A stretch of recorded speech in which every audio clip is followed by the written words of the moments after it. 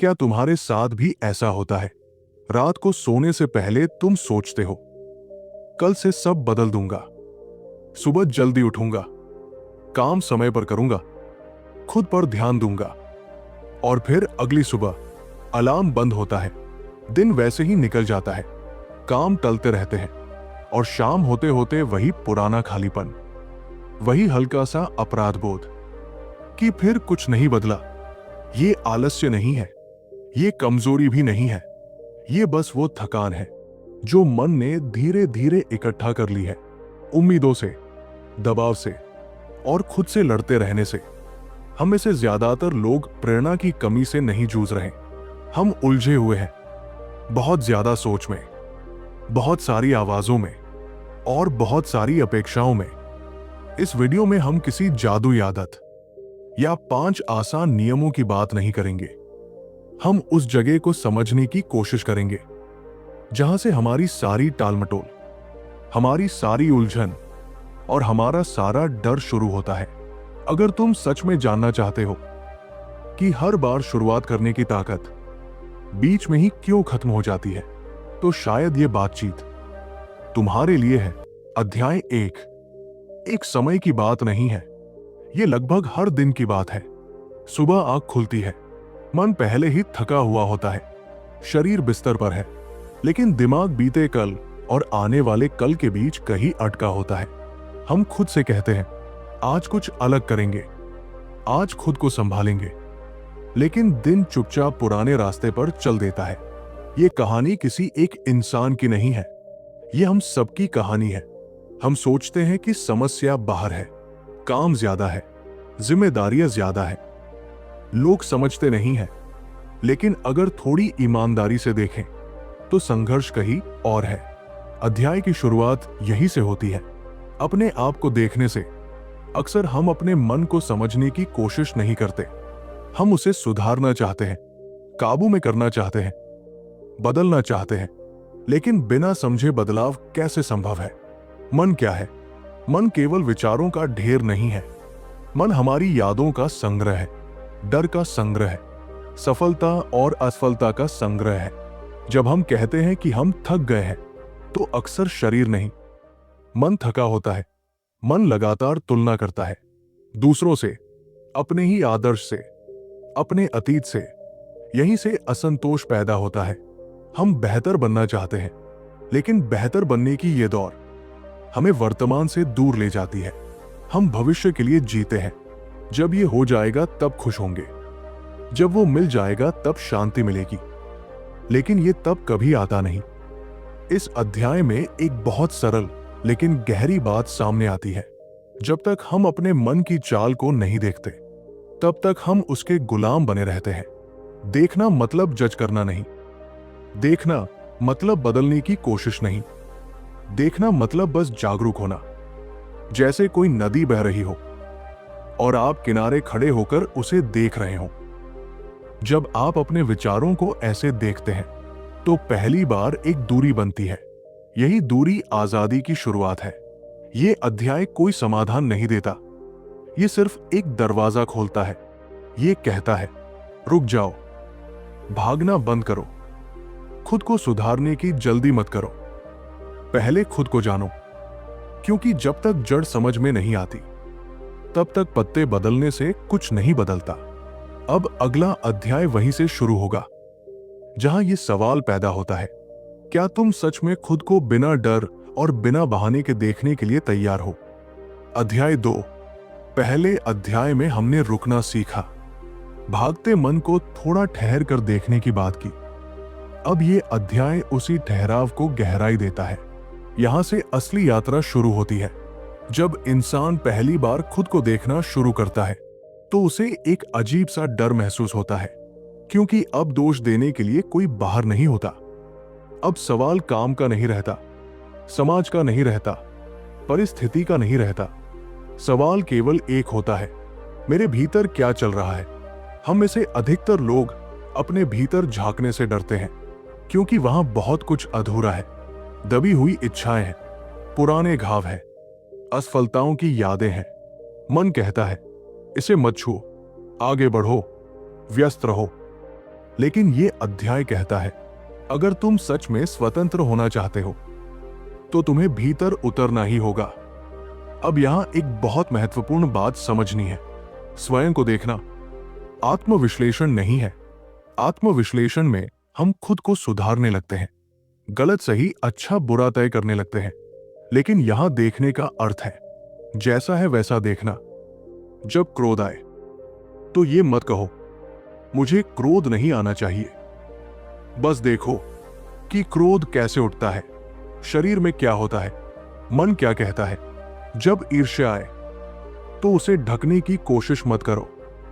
ये मत कहो ये गलत है। बस देखो कि ईर्ष्या किस तुलना से जन्म लेती है। यही देखने की कला है। इस अध्याय में यह बात साफ होती है कि हमारा अधिकतर दुख तुलना से पैदा होता है। हम किसी से कम है, किसी से ज्यादा है, किसी जैसे बनना है, किसी से आगे निकलना है। यह तुलना बचपन से सिखाई जाती है। अंक, पद, पैसा, सम्मान। लेकिन क्या तुमने कभी देखा है कि तुलना करते समय मन कभी शांत नहीं होता? तुलना हमेशा संघर्ष पैदा करती है, और जहां संघर्ष है वहां थकान है, वहां डर है। डर का एक बड़ा स्रोत है खोने का डर। जो है वो चला जाएगा, जो मिला है वो छिन जाएगा, जो पहचान बनी है वो टूट जाएगी। ये डर हमें लगातार सतर्क रखता है, और ये सतर्कता धीरे धीरे चिंता बन जाती है। इस अध्याय में एक गहरी बात सामने आती है। डर भविष्य से नहीं आता, डर स्मृति से आता है। किसी पुराने दर्द की स्मृति, किसी पुराने अपमान की स्मृति, किसी असफलता की स्मृति। मन उस स्मृति को दोबारा न जीने के लिए भविष्य में डर रचता है।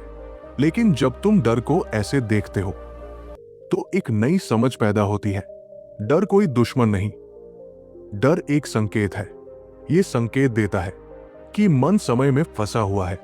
अब यहां एक और महत्वपूर्ण बात है।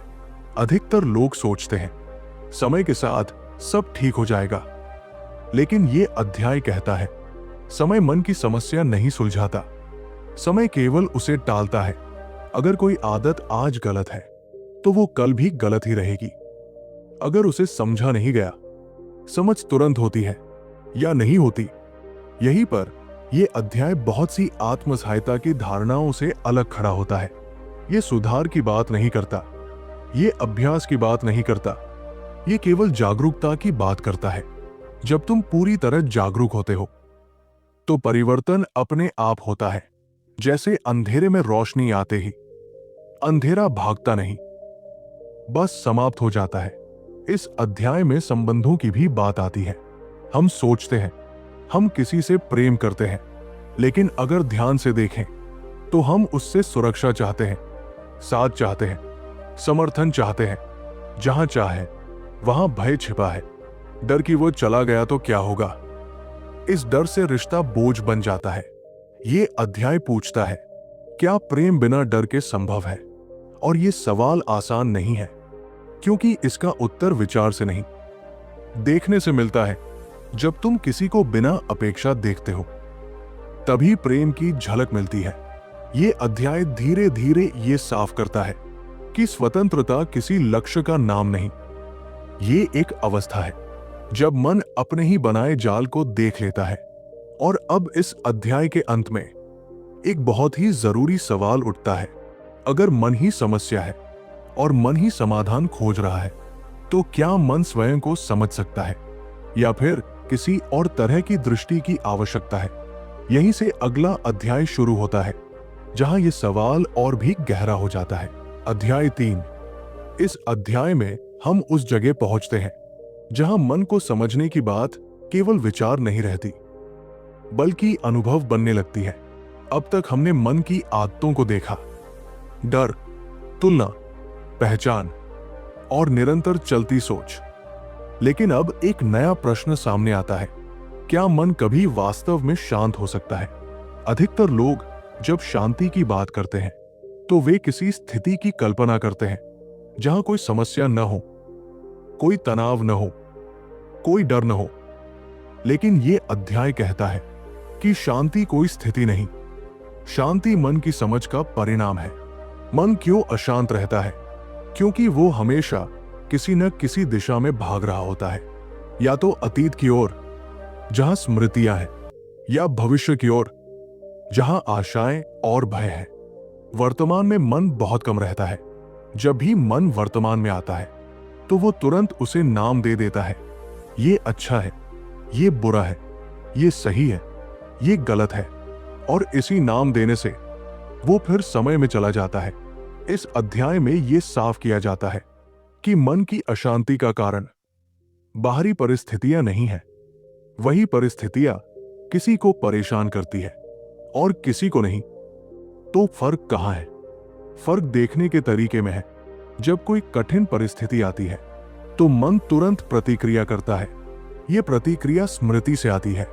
पहले ऐसा हुआ था, इसका परिणाम यह था, इसलिए डर पैदा होता है, या क्रोध, या चिंता।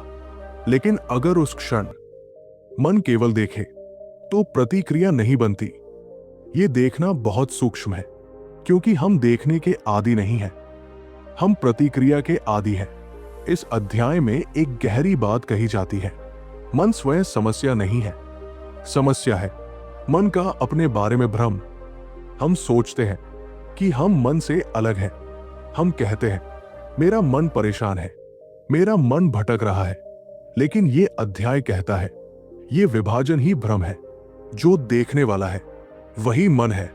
जब ये समझ गहरी होती है तो संघर्ष स्वतः समाप्त होने लगता है। अब मन को बदलने का कोई प्रयास नहीं होता। अब कोई लक्ष्य नहीं रहता कि शांत होना है। अब बस समझ होती है, और समझ में प्रयास नहीं होता। इस अध्याय में मौन का अर्थ भी स्पष्ट होता है। मौन का अर्थ बोलना बंद करना नहीं। मौन का अर्थ है भीतर की आवाज का शांत हो जाना। वो आवाज जो हर समय टिप्पणी करती रहती है, ये ठीक है, ये गलत है, ये मुझे पसंद है, ये मुझे नहीं चाहिए। जब ये आवाज थोड़ी देर के लिए शांत होती है तो एक अजीब सी ताजगी आती है। ये मौन डरावना नहीं होता, ये बहुत जीवंत होता है। लेकिन हम इस मौन से डरते हैं क्योंकि हमने कभी बिना विचार के जीना नहीं सीखा। हमें लगता है अगर सोच नहीं रहे तो हम क्या है। इस अध्याय में यह स्पष्ट किया जाता है कि सोच जीवन नहीं है, सोच जीवन की प्रतिक्रिया है। जीवन तो इस क्षण में घट रहा है, सोच हमेशा पीछे चलती है। अब पहचान की बात फिर सामने आती है। हम खुद को किसी न किसी कहानी से जोड़ लेते हैं। मैं ऐसा हूं, मेरे साथ ऐसा हुआ, मेरा अतीत ऐसा है। ये कहानी हमें स्थिरता का भ्रम देती है, लेकिन ये कहानी ही हमें बदलने नहीं देती, क्योंकि हम उसी कहानी को हर दिन दोहराते रहते हैं। इस अध्याय में कहा गया है कि जब कहानी गिरती है तो मन हल्का हो जाता है, लेकिन कहानी गिराने का कोई तरीका नहीं। वो तभी गिरती है जब उसे पूरी तरह देखा जाता है, बिना बचाव के, बिना सजावट के। अब ध्यान की बात यहां और गहरी हो जाती है। ध्यान कोई क्रिया नहीं, ध्यान कोई अभ्यास नहीं। ध्यान उस अवस्था का नाम है जहां मन पूरी तरह उपस्थित है। जब तुम चलते हो और तुम्हें पता है कि तुम चल रहे हो, जब तुम सुनते हो और शब्दों के बीच की खामोशी को भी सुनते हो, जब तुम किसी को देखते हो और तुम्हारे भीतर कोई छवि नहीं बनती, ये ध्यान है। ये ध्यान प्रयास से नहीं आता, ये तब आता है जब मन समझता है। इस अध्याय में इच्छा को भी नए तरीके से देखा जाता है। इच्छा को हम सामान्यतः गलत नहीं मानते, लेकिन यहां यह दिखाया जाता है कि इच्छा कैसे असंतोष को जन्म देती है। जब इच्छा होती है तो वर्तमान अधूरा लगता है, कुछ और चाहिए, कुछ और बनना है। यह भावना बहुत सूक्ष्म है, लेकिन ये लगातार चलती रहती है, और यही भावना मन को कभी शांत नहीं होने देती। ये अध्याय ये नहीं कहता कि इच्छा को दबाओ, दबाना भी संघर्ष है। ये कहता है, इच्छा को देखो, देखो कि वो कैसे तुलना से जम लेती है, देखो कि वो कैसे मन में समय बनाती है। जब ये देखा जाता है तो इच्छा अपनी शक्ति खो देती है। इस अध्याय के अंत तक एक गहरी स्पष्टता उभरती है कि शांति कोई उपलब्धि नहीं, शांति कोई पुरस्कार नहीं। शांति तब होती है जब मन अपने आप को समझ लेता है। और अब एक बहुत महत्वपूर्ण प्रश्न उठता है, अगर मन इस तरह शांत हो सकता है, अगर सोच का बोझ गिर सकता है, अगर पहचान ढीली पड़ सकती है, तो उस स्थिति में हम दुनिया से कैसे जुड़ेंगे, काम कैसे करेंगे, रिश्ते कैसे निभाएंगे? क्या ये शांति हमें दुनिया से अलग कर देगी या हमें जीवन से और गहराई से जोड़ेगी? यहीं से अगला अध्याय शुरू होगा, जहां इस शांति के साथ जीने की वास्तविक संभावना पर बात होगी। अध्याय 4। अब तक की यात्रा में मन की कई परतें खुल चुकी है। डर, तुलना, पहचान, इच्छा और वो निरंतर चलती सोच जो हमें कभी ठहरने नहीं देती। अब एक स्वाभाविक प्रश्न उठता है, अगर मन सच में शांत हो सकता है, अगर भीतर का संघर्ष कम हो सकता है, तो उस स्थिति में जीवन कैसा होगा? ये अध्याय इसी प्रश्न से जन्म लेता है। अक्सर हम ये मान लेते हैं कि यदि भीतर शांति आ गई तो जीवन से उत्साह चला जाएगा, महत्वाकांक्षा खत्म हो जाएगी, कुछ करने की प्रेरणा नहीं रहेगी। लेकिन ये अध्याय एक बिल्कुल अलग तस्वीर दिखाता है। ये बताता है कि संघर्ष रहित जीवन निष्क्रिय जीवन नहीं होता। असल में संघर्ष ही ऊर्जा को नष्ट करता है। जब मन हर समय खुद से लड़ रहा हो, कुछ बनने की कोशिश कर रहा हो, तो वहां थकान पैदा होती है। लेकिन जब ये लड़ाई रुक जाती है तो ऊर्जा स्वतः मुक्त हो जाती है। अब ये ऊर्जा किसी लक्ष्य से नहीं बंधी होती, ये जीवन के साथ बहती है। इस अध्याय में काम की बात बहुत साफ तरीके से सामने आती है। अधिकतर लोग काम को बोझ मानते हैं क्योंकि वे काम के साथ अपनी पहचान जोड़ लेते हैं। मैं सफल हूं, मैं असफल हूं, मैं आगे हूं, मैं पीछे हूं। काम केवल काम नहीं रहता, वो स्वयं को साबित करने का साधन बन जाता है। यहीं से तनाव पैदा होता है। लेकिन जब पहचान का बोझ हल्का होता है तो काम में एक अलग ही गुणवत्ता आती है। अब काम बोझ नहीं, एक स्वाभाविक अभिव्यक्ति बन जाता है। आप जो कर रहे हैं उसे पूरी उपस्थिति के साथ करते हैं, न परिणाम की चिंता, न तुलना, न डर। ये अध्याय स्पष्ट करता है कि उत्कृष्टता संघर्ष से नहीं आती, उत्कृष्टता ध्यान से आती है। जब आप पूरी तरह उपस्थित होते हैं तो काम अपने आप बेहतर होता है। ये किसी प्रेरक नारे की तरह नहीं, बल्कि एक जीवंत अनुभव की तरह होता है। अब संबंधों की बात और गहराई से आती है। जब मन डर और निर्भरता से मुक्त होता है तो संबंधों का स्वरूप बदल जाता है। अधिकतर संबंधों में हम दूसरे से कुछ चाहते हैं, समझ, सुरक्षा, सम्मान, साथ, और जब वो नहीं मिलता तो शिकायत शुरू होती है। लेकिन इस अध्याय में यह स्पष्ट किया जाता है कि जहां चाहे वहां स्वतंत्रता नहीं, और जहां स्वतंत्रता नहीं वहां प्रेम नहीं। यह प्रेम की परिभाषा नहीं देता, यह प्रेम को देखने का निमंत्रण देता है। जब आप किसी को जैसा वो है वैसा ही देख पाते हैं, बिना उसे बदलने की इच्छा के, बिना अपनी अपेक्षाओं के, तभी संबंध में सच्ची कोमलता आती है। ये अध्याय ये भी दिखाता है कि अकेलापन और एकांत अलग चीजें हैं। अकेलापन तब होता है जब हम खुद से भागते हैं, जब भीतर खालीपन होता है और हम उसे भरने की कोशिश करते हैं। लेकिन एकांत तब होता है जब हम स्वयं के साथ सहज होते हैं। ये एकांत डरावना नहीं, बल्कि बहुत समृद्ध होता है। इसी एकांत में मन साफ होता है। अब समाज की बात आती है। अक्सर हम सोचते हैं कि समाज बदले बिना व्यक्ति नहीं बदल सकता। ये अध्याय इस धारणा को उलट देता है। ये कहता है, समाज व्यक्ति की चेतना का विस्तार है। जैसा मन है वैसा ही समाज है। यदि मन भीतर से बदले तो समाज अपने आप बदलता है। ये किसी क्रांति की घोषणा नहीं, ये एक शांत लेकिन गहरी बात है। जब व्यक्ति भीतर से स्वतंत्र होता है तो उसके कर्म में हिंसा नहीं होती, लालच नहीं होता, डर नहीं होता, और यही कर्म दुनिया को धीरे धीरे बदलता है। ये अध्याय ये भी स्पष्ट करता है कि नैतिकता नियमों से नहीं आती, नियम डर पैदा करते हैं, डर आज्ञाकारिता लाता है, लेकिन सच्ची नैतिकता समझ से आती है। जब आप किसी चीज को गहराई से देखते हैं तो सही और गलत अपने आप स्पष्ट हो जाता है। उसे किसी बाहरी आदेश की जरूरत नहीं होती। अब मृत्यु की बात बहुत शांत ढंग से आती है। अधिकतर लोग मृत्यु से डरते हैं क्योंकि वे जीवन से चिपके रहते हैं। वे अपनी पहचान, अपनी उपलब्धियों, अपनी यादों को छोड़ना नहीं चाहते। लेकिन ये अध्याय कहता है कि हर पल मरना सीखो। मतलब हर पल पुराने को छोड़ना, पुरानी छवियों को, पुरानी चोटों को, पुरानी उपलब्धियों को। जब मन ये छोड़ना सीख जाता है तो मृत्यु डरावनी नहीं रहती, वो जीवन का ही एक हिस्सा बन जाती है। इस अध्याय के अंत तक एक बहुत शांत लेकिन मजबूत समझ उभरती है कि स्वतंत्रता कोई अंतिम अवस्था नहीं, ये हर पल की सजगता है। जब मन स्वयं को पकड़ना बंद कर देता है तो जीवन स्वयं को व्यक्त करता है। अब अंत में एक प्रश्न स्वाभाविक रूप से खड़ा होता है।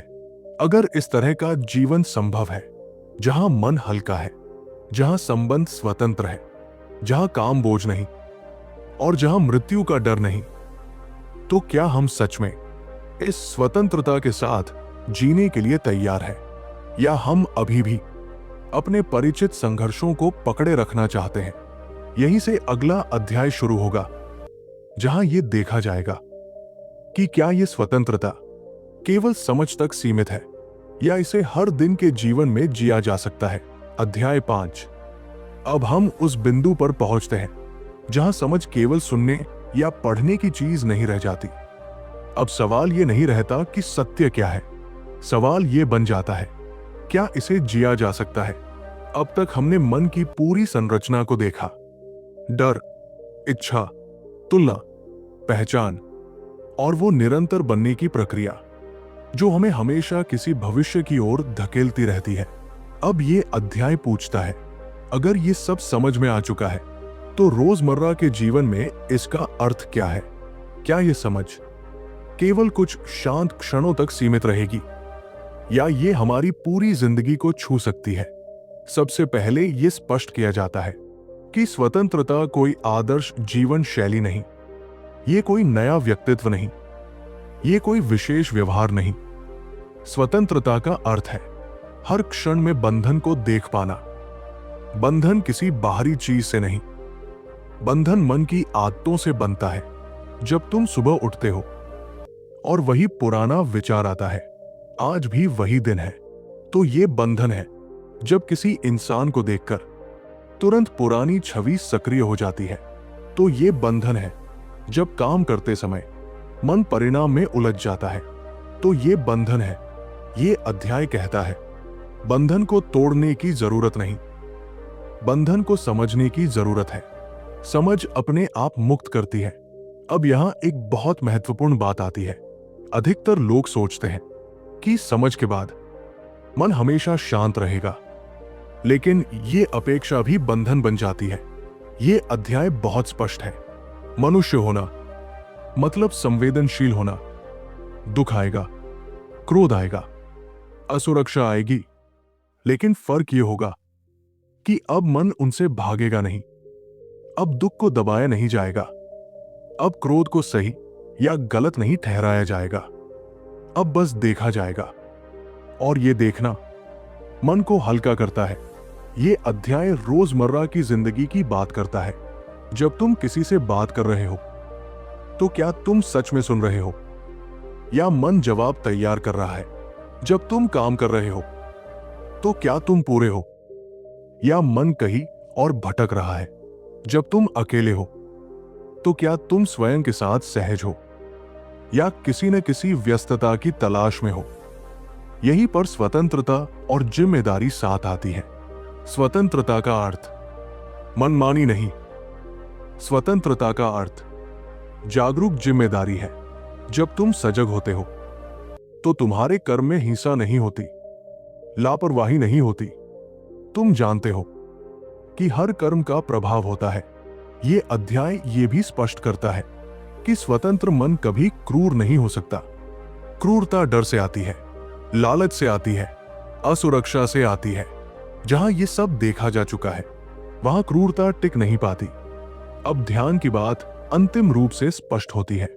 ध्यान कोई समय नहीं मांगता, ध्यान कोई जगह नहीं मांगता। ध्यान अभी है, जब तुम चल रहे हो, जब तुम खा रहे हो, जब तुम थके हो, जब तुम परेशान हो। हर स्थिति ध्यान का अवसर है। ध्यान का अर्थ विशेष अनुभव पाना नहीं, ध्यान का अर्थ जो है उसे पूरी तरह जानना। ये अध्याय ये भी बताता है कि सत्य कभी दोहराया नहीं जा सकता।